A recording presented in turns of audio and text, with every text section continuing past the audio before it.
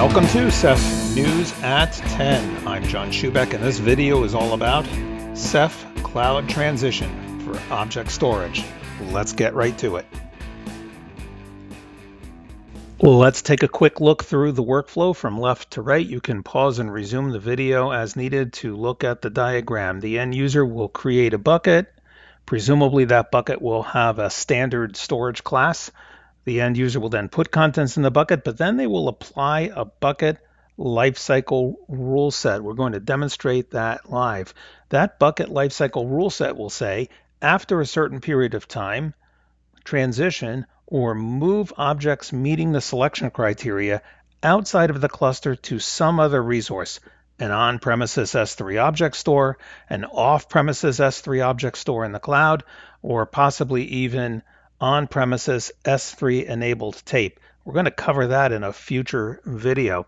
In any event, having done so, we have the ability to leave a head behind or headers behind in the form of stub files in the bucket. This is in Ceph. We can also optionally turn on transparent recall as well as a retention days to keep that recalled content hydrated for a certain amount of time until it ages out again.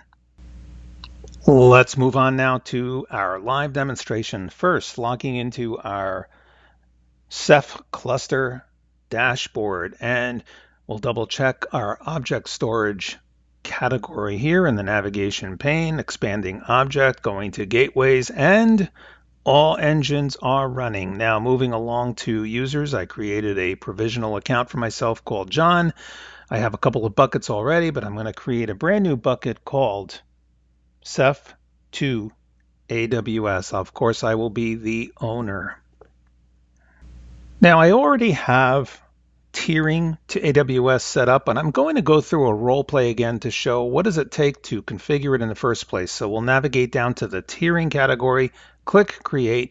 We'll be asked a couple of questions. The first is going to be an arbitrary name for this new storage class. Self-documenting, I'll call it AWS. Our AWS specific target region, our AWS specific S3 endpoint, and then an access key and a secret key for HMAC authentication. We will also enter a target path. This is a valid bucket name in the AWS S3 storage cloud.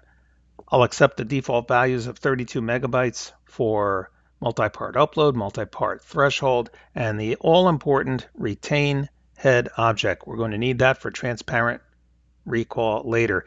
You can go back and validate the settings that you've put in for your AWS storage class. It's not an internal storage class like in tiering. This is an external storage class for cloud transitions. And visiting our bucket listing one more time, we can see the Ceph to AWS bucket, and it is empty. I happen to have an affinity for the MinIO client. That command is called MC. I can do a MinIO client list to see the buckets that are available to me. There goes Ceph to AWS. It is currently empty, but I'm going to copy a page worth of files from my local machine to that bucket. So I'm going to do a MinIO client copy star to our Ceph to AWS bucket, and there we go. And so having done that, we can pull a listing of that bucket again, list objects, and we see we have about 8 image files in there. They're about 3, 4, or 5 megabytes in size respectively. And then doing a refresh on my bucket within Ceph dashboard, I see 30 objects consuming 74.7 megabytes of capacity and quota capacity in that bucket. Now, if you remember from our flowchart, there was a bucket lifecycle rule set that had to be applied. We do this in the form, first of all, develop a local file, in this case aws-transition.json, and then looking at it, we see the syntax of a bucket lifecycle rule set. We're going to select only objects beginning with img in the form of a prefix. We're going to say objects older than 3 days will be transitioned to the storage class of AWS, which of course is the AWS Cloud Service. Next, we are going to apply this transition rule set to the bucket with a put bucket lifecycle configuration command. I like to use the AWS CLI for that. We only get a prompt back in AWS CLI, so in order to validate what we applied, we need to do a get bucket lifecycle configuration, and we in fact see the rule set that we want is the rule set that is incorporated into our Ceph cluster. And before we go further, one more listing of those 8 image objects that are 3, 4, or 5 megabytes in size each.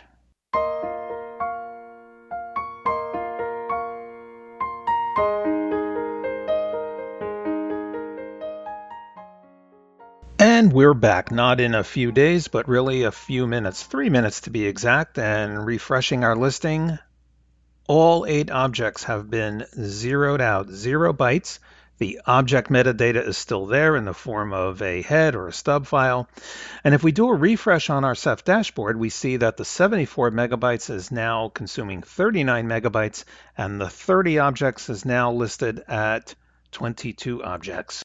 And so at face value, we definitely appreciated capacity relief. And if I had quota set on this bucket or user, I don't, but if I did, that user would get quota relief as well.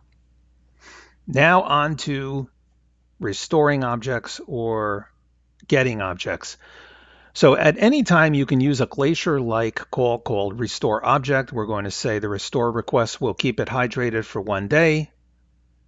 I selected one object, do a listing again, and the one object I asked to restore is back, 5.2 megabytes for object 286. And if I use a graphical browser like CyberDuck and do a refresh, I see that object also is greater than 0 bytes. I can do a quick look render of it, and there's a lovely view of Arches National Park. What about automatic pass-through recall? Well, in CyberDuck, I can select a different object, quick look, and it is rendered. Arches National Park, once again, doing a refresh in that bucket with CyberDuck. I see now 2 objects rehydrated.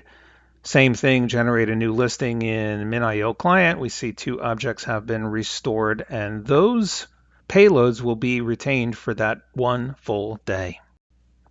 Okay, now what can I see on the Ceph side, namely Ceph ADM, Rados Gateway Admin commands. There are some lifecycle commands within the Rados Gateway Administrator. The first is LC. Well, we get 4 subcommands or arguments. That's good. Let's do a list. LC list will tell us the names of all buckets that have a lifecycle rule set applied.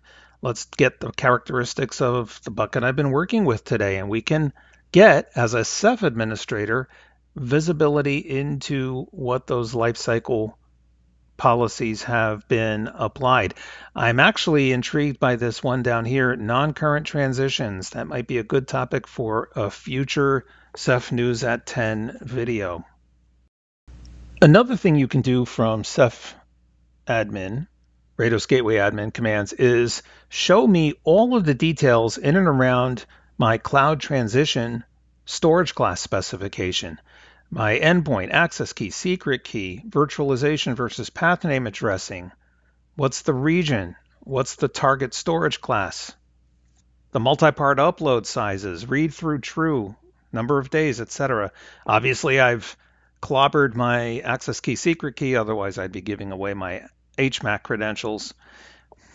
And finally, some citations here in and around all of the commands I use to prepare this demonstration, this recorded demonstration. You can stop, start, pause, resume the video for yourself just to look at the syntax or to copy it for your own POC. Page 2. Moving along to page 3, please feel free to pause, resume the video as needed to look through the Ceph ADM commands. Anecdotally, in the course of trying to format these syntax pages to be readable, I discovered that I could put multiple tier config parameters on the same command line. So this syntax that you see here exactly will work if you want to format it that way. And with that, we close the door on today's session of Ceph News at 10, Cloud Transitions. This is John Schubeck posing the question, do you know where your data is? Take care.